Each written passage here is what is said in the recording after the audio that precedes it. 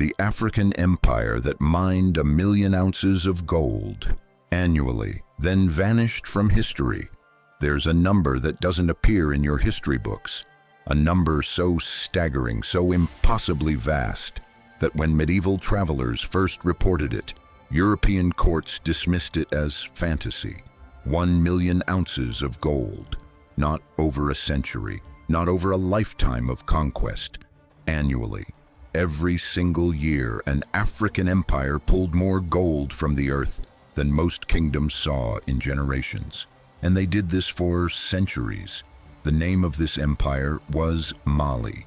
But before you picture the Mali you think you know, erase everything your textbook taught you. This wasn't a collection of villages. This wasn't a tribal federation struggling to survive.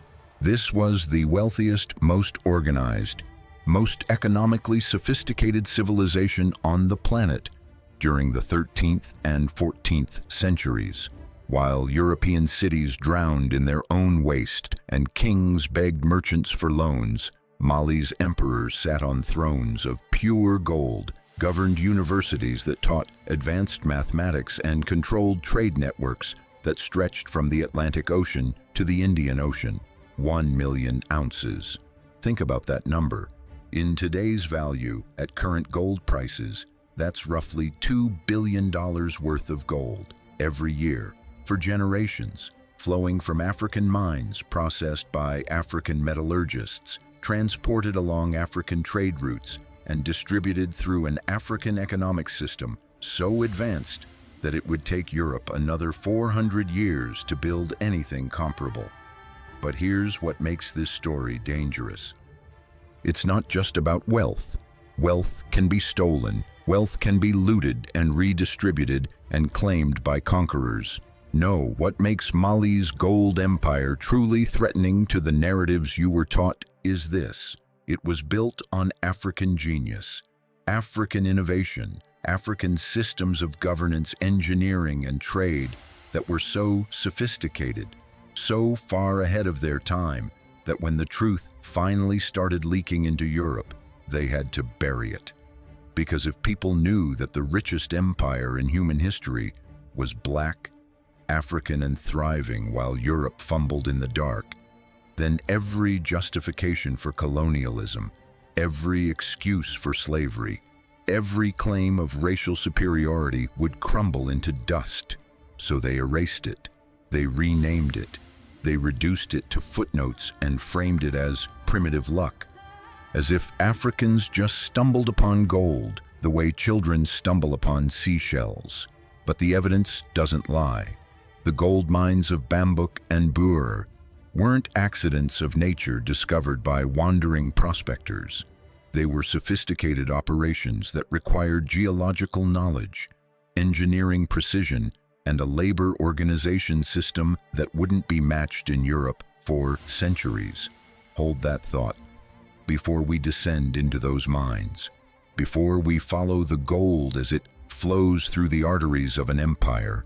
We need to understand something fundamental. Mali didn't appear overnight. The wealth you're about to witness was built on the ruins of another African gold empire, one that came before, one that the Arabs called the Land of Gold, long before Mali ever rose. The Ghana Empire, known to its people as Ouagadougou, controlled West African gold for nearly a millennium before Mali was even born. When that empire fell in the 11th century, it didn't take its knowledge with it. That knowledge transferred. The mining techniques, the trade routes, the metallurgical secrets, all of it flowed into the hands of the Mandinka people. And from those foundations, Mali built something even greater. Picture the landscape. This isn't the Sahara Desert you imagine. This is the savanna belt of West Africa, where the Niger River curves like a golden serpent through grasslands and forests. This is where the gold lived, deep beneath the earth in veins that ran through rock formations older than human memory. But finding gold is one thing, extracting it is another, and doing it on an industrial scale, that requires civilization. The mining operations in Bambuk and Bure were not random holes in the ground. These were engineered excavations, some reaching depths of over 30 meters. Think about what that means in the 13th century, without modern machinery, without steel tools, without explosives. African miners used iron picks, wooden supports, and an intimate knowledge of geology to tunnel through rock. They developed ventilation systems to prevent suffocation in the deep shafts. They created pulley mechanisms to lift ore to the surface. They built drainage channels to prevent flooding during the rainy season. And the gold they pulled from the earth wasn't just raw nuggets. Mali's metallurgists had mastered techniques that Europe wouldn't learn for another 200 years. They knew how to separate gold from ore using a process called panning and sluicing. They understood alloy composition, mixing gold with copper to create different grades and colors. They could craft ornaments so intricate, so delicate, that when European traders first saw them in the 15th century, they refused to believe African hands had made them. But here's where the story shifts, from impressive to incomprehensible. Mali didn't just mine gold, they controlled it. Every ounce that came from those mines flowed through a taxation and distribution system so sophisticated it would make modern economists weep. The Mansa, the emperor, claimed ownership of all gold nuggets above a certain size. Everything else could be traded, but those prime pieces belonged to the throne. This wasn't greed. This was monetary policy. By controlling the largest gold reserves, the Mansa could regulate the entire regional economy. He could prevent inflation. He could manipulate trade balances. He could project power across continents without ever drawing a sword. Think about that. The gold you're imagining right now, the physical metal, the shining bars and coins, that's only half the story. The real power of Mali's gold wasn't what it could buy. It was what it represented: economic sovereignty, the ability to trade on equal terms with anyone, anywhere. While European kingdoms were vassals to Italian banking families, while Chinese emperors depended on Mongol silver, Mali stood alone, self-sufficient, untouchable. The only empire in the medieval world that could crash foreign economies just by being generous. We'll come back to that. First, you need to see how the gold moved, because 1 million ounces of gold doesn't just appear in the royal treasury. It has to travel. And in 13th century West Africa, that meant caravans. Massive caravans, stretching sometimes for miles, loaded with gold and salt, guarded by warriors, guided by men who had memorized every well, every oasis, every safe path, through territories controlled by dozens of different peoples. This was the Trans-Saharan Trade Network, and Mali didn't just participate in it. Mali owned it. Imagine standing at the edge of Timbuktu as the sun rises over the desert. You see them coming before you hear them, a dust cloud on the horizon, growing larger. Then the sound. Thousands of camels, their bells ringing in unison, creating a rhythm that carries for miles. Each camel loaded with leather bags containing gold dust, each bag worth more than a European knight's annual income. Each caravan representing just one of dozens that crossed the desert every single month. The gold traveled north to Morocco, to Tunisia, to Egypt. From there, it spread across the Mediterranean into Europe, into Asia, into markets that had never seen such quantities. And everywhere it went, it carried a message. Africa is rich. Africa is powerful. Africa is untouchable. But Mali's genius wasn't just in mining and transport. It was in what they did with the wealth once it arrived.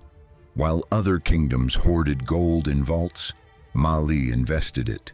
They built mosques that still stand today, architectural marvels constructed with techniques that modern engineers struggle to replicate. They funded universities, vast libraries where scholars from 3 continents gathered to study mathematics, astronomy, medicine, law, and philosophy. The University of Sankore in Timbuktu had over 25,000 students at its peak. 25,000 in the 14th century, when the largest university in Europe, the University of Paris, had maybe 4,000. Remember this moment, because what you're witnessing isn't just wealth. It's what wealth becomes when it's wielded by people who understand that gold is a tool, not a trophy. Mali's emperors could have lived like dragons, sleeping on mountains of treasure. Instead, they built something that outlasted them. They built knowledge, they built systems, they built a civilization so advanced that when it finally fell, it took 3 centuries for anything comparable to rise in its place. Now, let me take you to Cairo, Egypt. The year is 1324. The city is one of the wealthiest in the world, a crossroads of trade between Africa, Asia, and Europe. Its markets have seen everything: Chinese silk, Indian spices, Persian carpets, European weapons. But they've never seen anything like what's about to arrive. The gates open, and Mansa Musa enters. 60,000 people in his entourage, 12,000 servants and slaves, all wearing silk and carrying golden staffs. 80 camels, each carrying 300 pounds of gold dust. 500 slaves, each carrying a golden staff weighing 6 pounds. And at the center of it all, the Mansa himself, riding a horse adorned with gold leaf, dressed in robes woven with gold thread, carrying a scepter of pure gold. This wasn't a visit, this was a statement. Mansa Musa wasn't coming to Cairo to trade. He was passing through on his way to Mecca for the Hajj, the Muslim pilgrimage. But in the 3 months he spent in Cairo, he gave away so much gold that he destroyed the Egyptian economy for over a decade. Gold prices crashed. Inflation spiraled out of control. The value of the dinar plummeted. And it wasn't because Musa was reckless. It was because he was generous. He gave gold to everyone. Beggars on the streets received handfuls of gold dust. Scholars received gold bars. Government officials received enough gold to retire on. Mosques received donations that funded renovations for decades. By the time Mansa Musa left Cairo, he had single-handedly crashed the gold market across North Africa and the Middle East. Economists estimate it took Egypt 12 years to recover. 12 years. Because one African emperor decided to be generous for 3 months. Think about the power that represents. Not military power, not the power to conquer or destroy. The power to reshape economies across 3 continents just by showing up. That's what 1 million ounces of gold annually creates. That's the kind of wealth that makes empires kneel without firing an arrow. Arab chroniclers who witnessed Mansa Musa's pilgrimage couldn't believe what they were seeing. One wrote, "The Sultan of Mali is the most powerful, the richest, the most fortunate, the most feared by his enemies, and the most able to do good to those around him." Another described Mali as a land where gold grows like carrots. These weren't metaphors. These were men trying to describe something their language couldn't contain. European merchants who heard these reports called them lies. They said no African kingdom could possess such wealth. They claimed the Arab writers were exaggerating, trying to create legends to inflate their own importance. But then European traders finally reached Mali's territories in the 15th century, and they saw the gold. They saw the cities, they saw the organization, the cleanliness, the universities, the legal systems, the hospitals. And they had to make a choice. Admit that Africa had built something greater than anything Europe possessed, or bury the truth. Guess which option they chose. Hold that thought. We need to go back to the mines, because there's something they don't want you to understand about how this gold was actually extracted. When historians finally acknowledged Mali's wealth, they tried to frame it as natural resource exploitation. They said Mali was rich because they happened to live on top of gold deposits. Luck, geography. Nothing to do with African intelligence or innovation. But that explanation collapses the moment you examine the mining operations. Gold doesn't just sit on the surface waiting to be collected. It has to be found, extracted, processed, and refined. And every one of those steps requires knowledge that took centuries to develop. The miners of Bambuk didn't randomly dig holes hoping to find gold. They read the landscape. They understood geological indicators, the type of rock formations that signaled gold deposits, the drainage patterns that revealed ore veins. They developed a system of exploratory shafts, narrow tunnels, that sampled different areas before committing to a full excavation. This is sophisticated prospecting, the kind of technique that requires generational knowledge transfer. Once they found gold, the real work began. Shafts had to be dug, and dug safely. One cave-in could kill dozens of workers and destroy months of labor.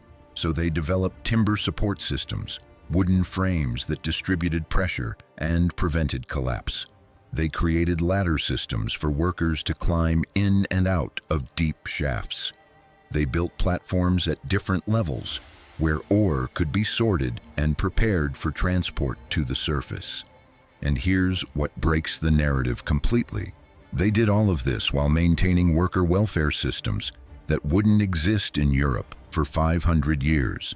Mali's mining operations included rest periods, food distribution networks, and injury compensation. Workers weren't slaves grinding themselves to death in darkness. They were skilled laborers, members of specialized guilds, respected for their expertise and paid in both goods and gold. The ore that came from these mines was low grade. It wasn't pure gold nuggets, it was rock containing small percentages of gold mixed with quartz and other minerals. Separating that gold required metallurgical knowledge. The Mandinka people had perfected a process using sluicing and panning techniques. They would crush the ore into powder, mix it with water, and use the different densities of gold versus rock to separate them. The gold, being heavier, would sink to the bottom of panning trays while lighter materials washed away. But that was just the first step. To get pure gold, they needed to use fire. They built clay furnaces that could reach temperatures high enough to melt gold without destroying it. They used charcoal as fuel and bellows to increase oxygen flow, raising temperatures to over 1,000 degrees Celsius. They understood oxidation, how different metals react to heat, how impurities could be burned away, leaving only gold behind. This is chemistry. This is metallurgy. This is science being practiced by African hands in the 13th century, while European alchemists were still trying to turn lead into gold using magic spells. We'll come back to this. But first, you need to understand what happened to Mali's gold after it left Africa, because that's where the story gets truly sinister. European merchants didn't just buy gold from Mali. They studied the trade routes, mapped the territories, documented the mining locations. And when colonialism finally came to West Africa in the 19th century, those maps became treasure guides. The same mines that had fed Mali's empire for centuries became targets. Colonial forces seized the gold fields, enslaved the local populations, and extracted wealth at rates that dwarfed even Mali's peak production. But here's the thing they couldn't steal: the knowledge. By the time Europeans arrived, the deep shafts had collapsed. The ventilation systems had failed. The ancient techniques had been deliberately hidden, passed down through secret societies and oral traditions that refused to collaborate with invaders. Colonial mining operations in West Africa were brutal, inefficient disasters compared to what Mali had achieved centuries earlier. The Europeans brought modern equipment and still couldn't match the productivity or sustainability of African methods. That failure reveals something profound. Mali's gold empire wasn't built on brute force, it was built on knowledge, on understanding geology, engineering, trade, economics, and human organization at levels that Europe simply hadn't reached yet. And when that knowledge went underground, when it disappeared into secret traditions and coded languages, it took the true source of Mali's power with it. Think about that. Europe conquered the territory. They seized the gold fields. They enslaved the people. But they never truly understood how Mali had done it. They got the gold, but they never got the genius. And that's why they had to erase the story. Because acknowledging Mali's sophistication would mean acknowledging African intellectual superiority in fields Europe claimed to have invented. Now, let's talk about what happened after Mansa Musa died, because this is where the narrative reveals its deepest deception. Mali's golden age is usually portrayed as ending shortly after Musa's death in 1337. The empire supposedly collapsed, fell to invaders, fragmented into warring states, and faded into obscurity. That's the story your textbooks tell. It's a lie. Mali continued as a major power for another 2 centuries. The gold kept flowing. The trade routes remained open. The universities continued teaching. What actually happened was that Mali stopped engaging with the outside world on such dramatic terms. No more Mansa Musa-level pilgrimages that crashed international economies. No more massive gold giveaways that made foreign chroniclers lose their minds. Mali turned inward, focused on internal development, and stopped performing wealth for external audiences. And the moment Mali stopped showing off, Europe stopped paying attention. If you're not loudly proclaiming your greatness, do you even exist? That's how European historiography works. If you're not conquering, crusading, or creating spectacles, you vanish from the record. So Mali's continued prosperity, its ongoing gold production, its stable governance, all of that got erased because it wasn't dramatic enough for European chroniclers to care about. But the gold kept flowing. For another 200 years, West African gold sustained North African economies, funded Islamic scholarship, and enriched Mediterranean trade. It just stopped having an African face attached to it. Arab and Berber merchants became the middlemen, the ones who controlled the final leg of the journey, and gradually the source of the gold became obscured. People forgot it was coming from Mali. They just knew that somewhere in the interior of Africa there was unimaginable wealth. That forgetting was deliberate, because as European powers started eyeing Africa for colonization, they needed a justification. They needed Africa to look backwards, primitive, uncivilized.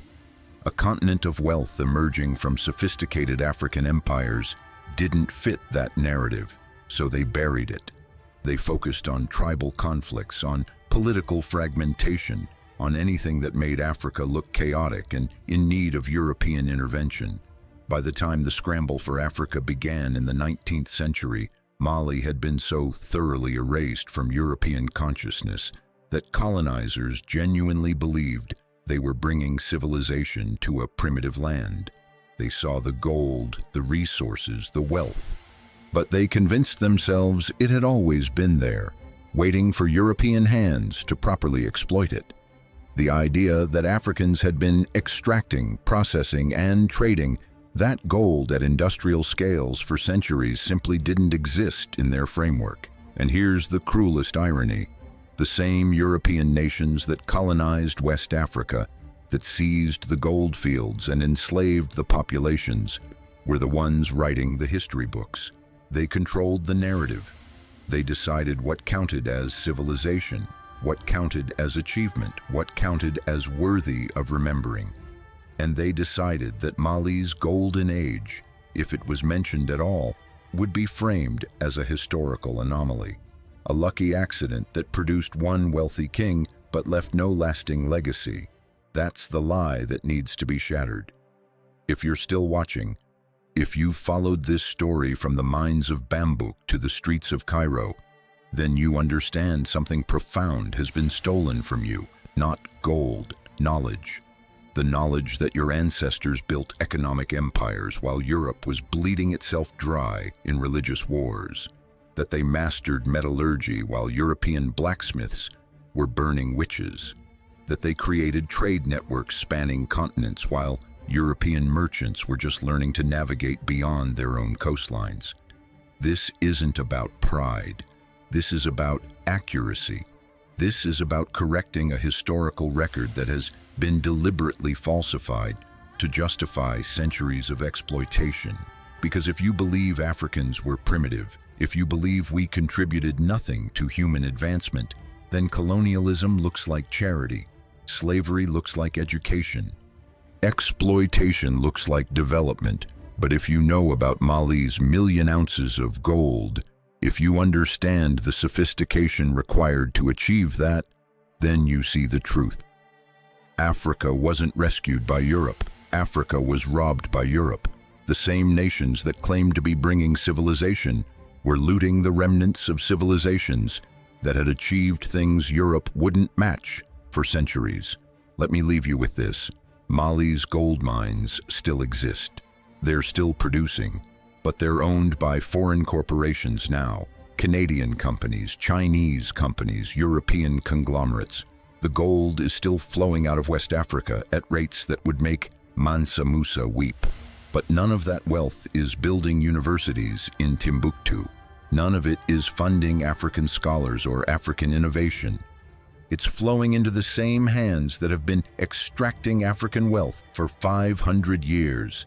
The empire that mined 1,000,000 ounces of gold annually didn't vanish from history by accident. It was erased, deliberately, systematically, because its existence threatened every lie that colonialism was built on. But the gold is still there. The mines are still there. The knowledge hidden in oral traditions and secret societies is still there. The question isn't whether Mali was great. The evidence proves that beyond any doubt. The question is, why were you never taught this? Why do history books spend chapters on European kings who commanded a fraction of Mali's wealth and barely mention an empire that controlled the global gold supply for centuries? Why does Christopher Columbus get a holiday, but Mansa Musa gets a footnote? The answer is simple, and it's ugly, because if you knew the truth, you'd start asking more questions. You'd start wondering what else has been erased. What other African empires, what other achievements, what other proof of black excellence has been buried under centuries of colonial propaganda? That's why this story matters, not just as history, as a key to unlocking a truth they never wanted you to find. That Africa wasn't behind the world. Africa was leading it, and that leadership, that knowledge, that power didn't disappear. It was stolen, and every time someone claims Africa has no history, no achievements, no legacy worth teaching, they're profiting from that theft.